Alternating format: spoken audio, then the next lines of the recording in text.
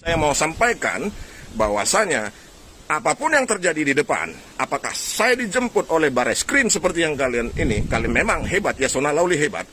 Dia adalah Menkumham RI yang powerful, maha kuasa di Indonesia. Yasona Lawli maha kuasa di Indonesia. Itu versi orang Nias. Saya akuin itu. Kalaupun saya dijemput dengan tangan terborgol, artinya saya sudah berjuang. Bahwasanya orang Batak bukan kaleng-kaleng, orang Medan bukan kaleng-kaleng. Orang benar tidak boleh mengkalah dengan sekelompok orang Nias yang powerful karena Yasona Lawli. Kemudian kalian melaporkan saya ke polisi. Tuhan besertaku. Kalian mendatangi aku dengan kuasa Yasona Lawli yang maha hebat Menkumham RI. Saya mendatangimu dengan kebenaran di hatiku, di otakku, di jiwaku, di ragaku.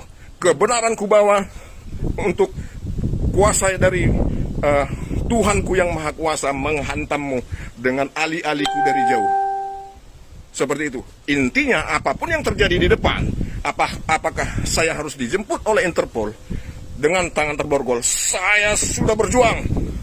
Sudah berjuang menghadapi nias-nias bajingan. Nias-nias yang merasa suci. Kalian kompak menghantami aku. Dan aku berjuang sampai aku tidak mampu lagi untuk mengatakan apapun. Aku berjuang. Dan di sisi lain, aku mengucapkan terima kasih kepada orang-orang Nias yang sudah mengerti dan mendukung aku secara inbox. Demikianlah saya sampaikan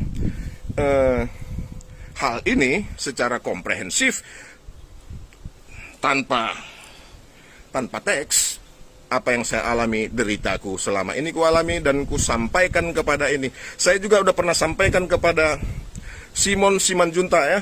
Simon Simanjuntak yang staf ahli DPR RI dari PDIP. Saya sudah pernah sampaikan ini karena ini bicara tentang PDIP, tapi ada hubungan dengan PDIP. Tapi Simon Simanjuntak, Anda tidak ada respon yang tepat, walaupun kita kawan satu kampus dulu. Ya, saya juga mengecam Anda bahwasanya Anda terlalu ego dan Anda tidak